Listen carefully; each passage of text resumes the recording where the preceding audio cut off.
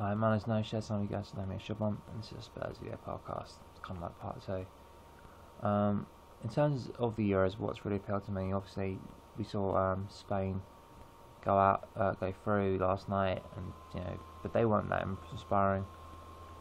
What has inspired me is Germany. I mean, if you look at what Germany have done, it's been incredible. I mean, apart from say 2004, they didn't have the best tournaments. They basically, after the disaster of Euro 2000, they introduced a new system, and we are seeing the benefits. Obviously, Germany's got a huge population, about 100 million people, so that does tend to help in terms of just sheer numbers. But it's something that I found very impressive, that they've got these incredible group of players, and they really invested in their youth talent. And obviously, Tim Sherwood's been made. I think he's gonna have some serious position. I don't think he'll be director of football because, let's face it, that term is mud in the Premier League for whatever reason. And sporting director, again, I don't think, we only do one sport, so that's not.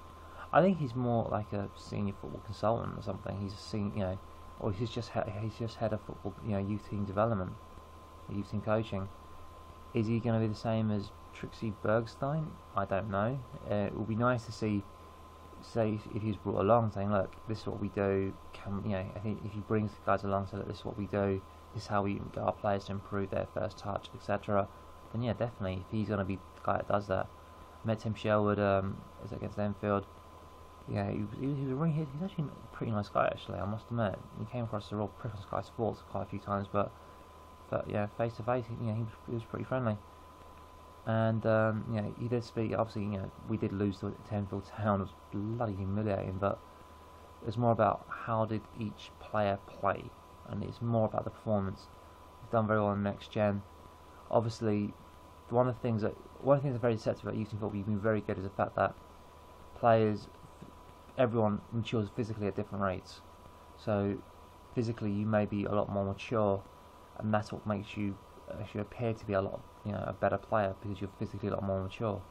That's why you see many players who are like under 19, they're very, very great at that level, but when they go to 22, 23, they're not, because they're playing with players that are much more physically mature, at the same physical maturity. Any advantage they had in physical maturity at youth team immediately evaporates. I would, but he's done. We've got a good crop of players. You've got people like Corker, obviously Norton. How much of Norton Walker was Redknapp? How much of it was Walker?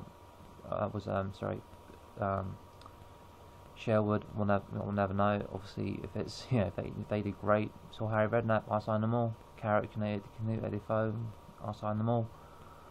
But as he said, he's a Southampton manager. But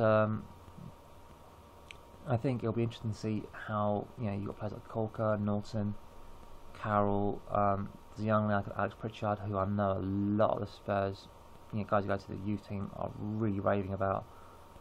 Can we go forward?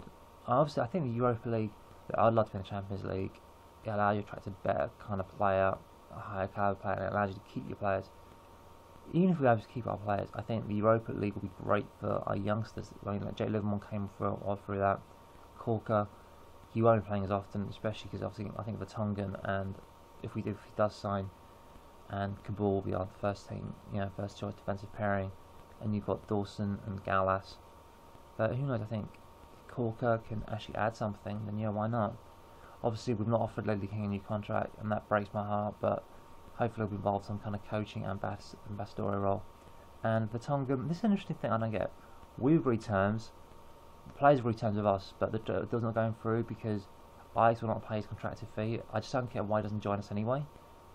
Because if he's entitled to that 15%, then all he's got to do is say, look, you've agreed terms, I've agreed terms, let the transfer go through, you pay my 15%, if you don't, I'll sue you.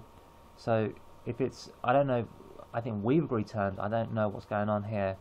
So I think it's very similar to what happened between when we signed Dean Richards back in the day. I think there was a fee that he was entitled to, he had to give that up because of the beef between Tottenham and Southampton at the time, because obviously we nicked their manager. I still think the deals hopefully going through. A lot of ITKs like PATL and good mate Johnny Allen is not actually ice but he does, read the stuff, and he does, share it with us. Hopefully that thing will go through. Obviously, we talk about Remy. Hopefully, we don't sign him, but I just don't see where we're playing personally. And especially Sigurdsson, 6'1". He can play on that right centre kind of thing, as well as in the middle, in the hole, in like the rougher position. I still think, obviously, it'll be nice to get just a proper right out. And I still think if Junior Hoylett's available, sign the kid up. He's obviously done well in the Premier League. He's on a free. It's you're on a hide into nothing if you don't sign him. Hopefully that deal can be worked out. Obviously, July 1st, a lot of things will happen. I think Spurs will be announced as the manager. My one theory is that, the question, obviously they ask about the Chelsea failure. I think Spurs PR will say, you can't ask those questions, and then that will be leaked that you can't ask those questions. That's Harry made the first question we asked. I want to see what his vision is, really. I like the idea of us playing the high line. How we do that with Dawson and Gallas is going to be an interesting thing. Obviously, we're signing Sigurdsson. I think if we are signing players, then I think it'll be like when Wenger joined Arsenal. He had Vieira and all those guys signing up. Before he actually joined. I said, please sign him, and then they did, and then he did eventually join. And people say, Villas-Boas. Well, Wenger wasn't. He went from, Monaco to Japan. I mean, let's face it, not many great managers go to Japan. They came back from, he went to Japan, came back by the time money, obviously in Japan, but he, probably been Arsenal's greatest manager. Introduced some really ideas, and he's made things work, made things really happen. He's introduced a footballing philosophy. Obviously, he was very lucky that he had some good players at the time, like Bergkamp, and all those kind of other players. But he had a football philosophy, and if he was able to identify talent, hopefully, maybe Mourinho, not Mourinho, Villas-Boas will maybe be able to make it work. I've got to be hopeful. In terms of other things, obviously we're losing Parker through to injury. I know that I'm a Major Hank, not happy, but that means Sandro, if he stays fit. I'd be interested in what formation we play. I think I don't think 4-4-2 is dead. I hate to say that any formation is dead, but I think the new formation really is 4-2-3-1. Possession, high line, pressurising, defense, keeping possession. 4-2-3-1 will be a huge part of that. I've been to see what Hudson does, and Hudson and Sandro together in midfield. Obviously, friendlies will be coming up, playing in New York City. I'll make Kevin G watching Spurs versus his beloved Red Bulls. It'll be interesting to see how we do line up, and how things work out. In terms of the actual money, I'll be surprised if we don't sell Luka Modric, but equally, if we don't get exactly what Daniel Levy wants, then screw it. Luka Modric stays. He has a 4-year contract. Obviously, there's been talk about the naming rights stadium, Qataris or Kuwaitis or some gazillionaire. It's interesting to see, but I mean, a lot that's been devastated. If we can get that brand new stadium, because let's face it, I mean, Chelsea, yes, they're on the Champions League, and yes, they've signed players like Hazard and Marin, very excellent players. My thing is this, though, Drogba was their huge talisman, and just as we will find it hard to replace Luka Modric, Drogba has been a huge talisman for them. I mean, they signed Lukaku, who's meant to be the new Drogba. They now played him. I'll be interested to see what happens, because the way that they play, they need that power centre forward that Drogba was for them. How they survive without him will be interesting. Obviously, Arsenal will get Wilshere back. We'll see how that goes for them. But then they could lose Van Persie.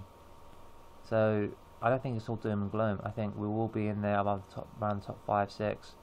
Liverpool, see what happens with them as well. Anyway, did my shout outs my other videos. Did my shout outs again, like YT name and Eggsy again, all those guys. And as always, come on, you Spurs.